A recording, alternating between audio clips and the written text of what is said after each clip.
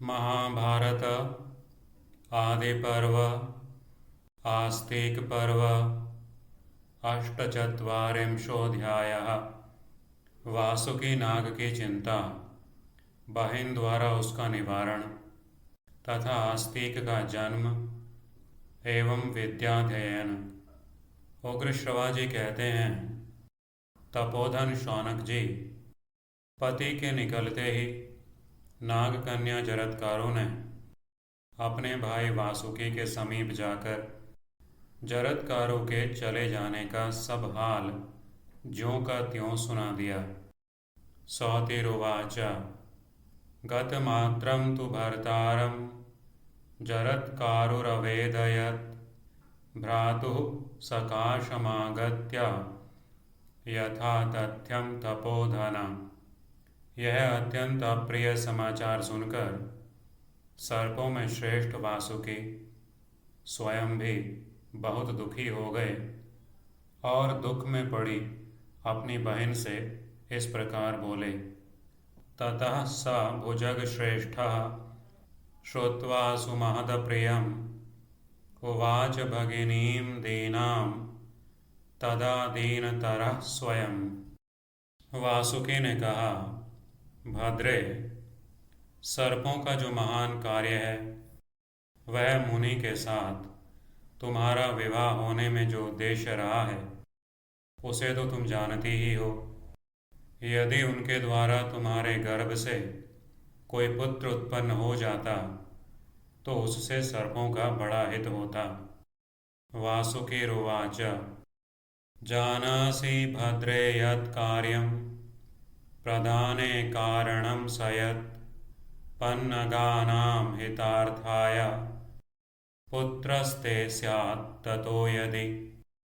वह शक्तिशाली मुनि कुमार ही हम लोगों को जनमेजय के सर्प यज्ञ में जलने से बचाएगा। यह बात पहले देवताओं के साथ भगवान ब्रह्मा जी ने कही थी।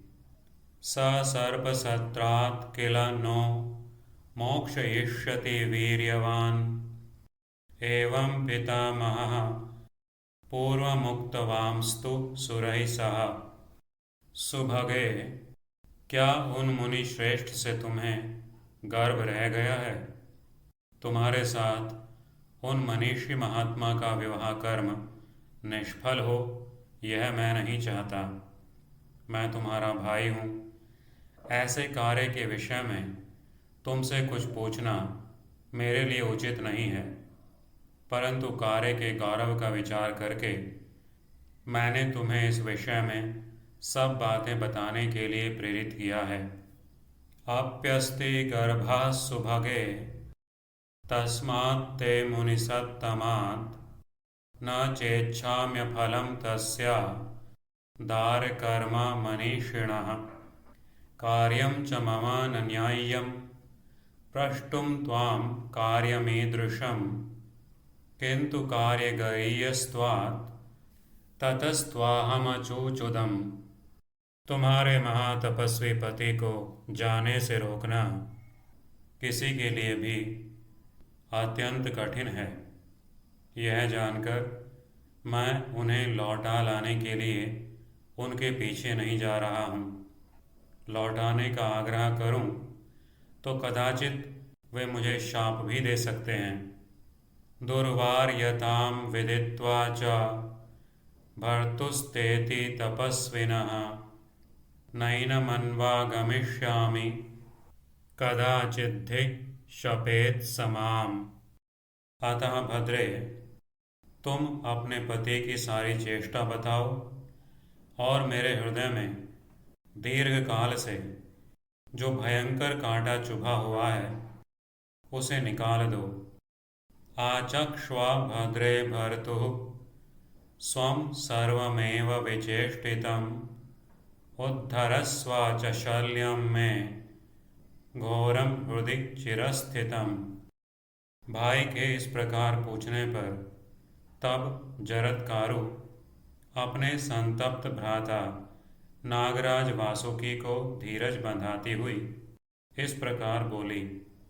जरत्कारुस्ततो वाक्यमित्युक्ता प्रत्यभाषत आश्वासयन्ति संतप्तं वासुकिं पन्नगेश्वरम। जरत्कारु ने कहा, भाई, मैंने संतान के लिए उन महातपस्वी महात्मा से पूछा था। मेरे गर्भ के विषय में अस्ति अर्थात तुम्हारे गर्भ में पुत्र है, इतना ही कहकर वे चले गए।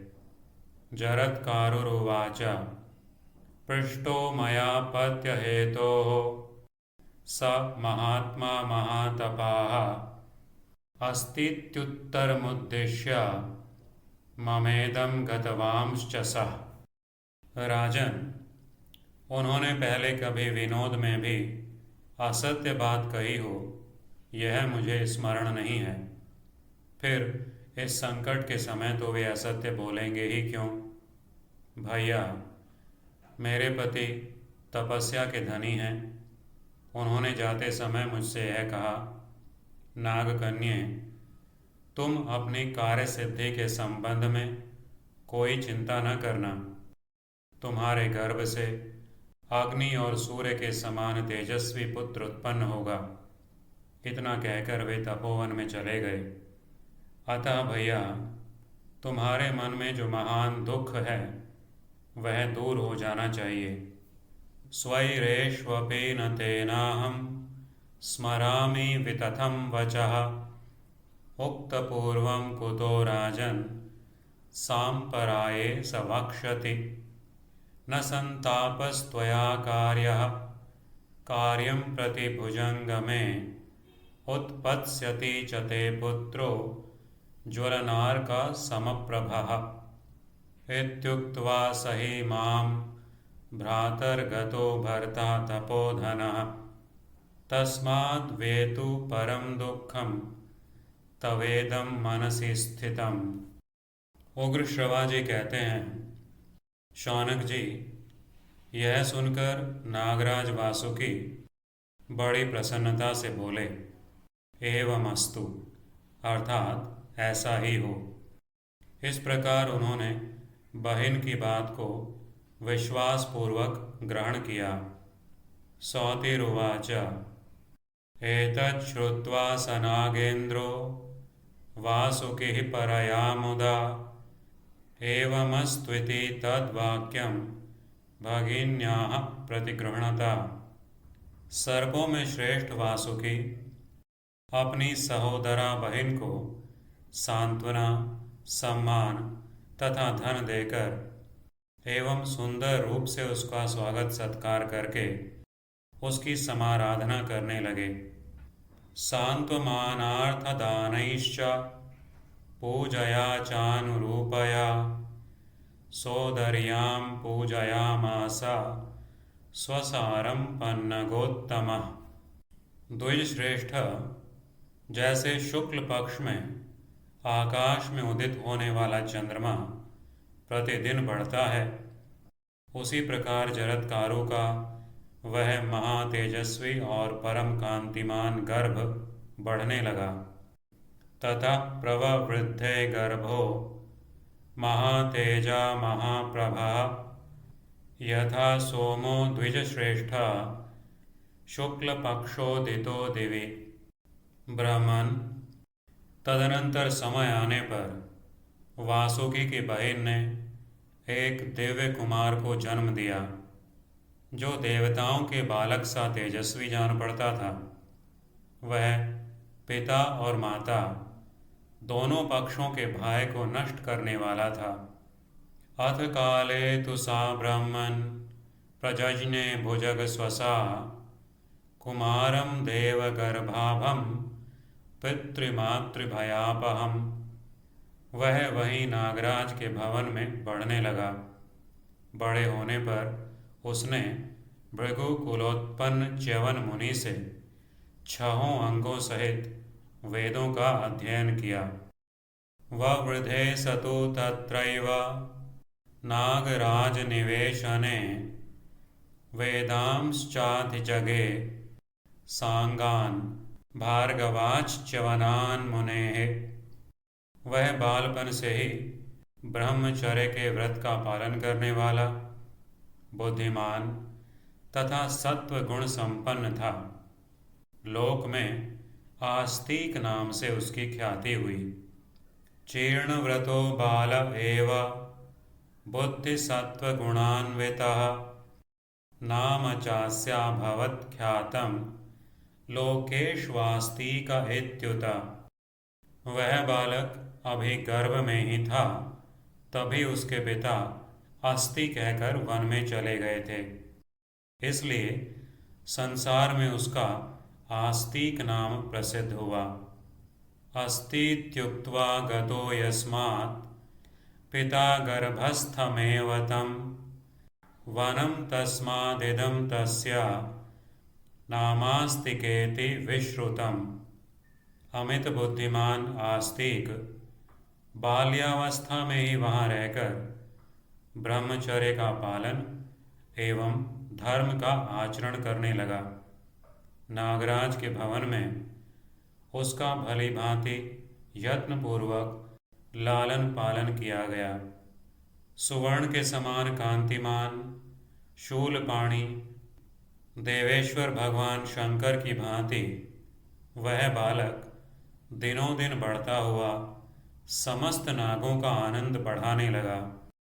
सवाल एव तत्रस्थश्चरन्नमित बुद्धिमान गृहे पन्नगराजस्य प्रयत्नात् परिरक्षितः भगवानिव देवेश शूलपाणिर्हिरण्मयः विवर्धमानः सर्वांस्तान् पन्नगानभ्यहर्षयत्। इस प्रकार श्री महाभारत आदि पर्व के अंतर्गत आस्तिक पर्व में आस्तिक की उत्पत्ति विषयक 48वां अध्याय पूरा हुआ। इति श्री महाभारते आदि पर्वणि आस्तिक पर्वणि आस्तिकोत्पत्तौ 48वां अध्यायः।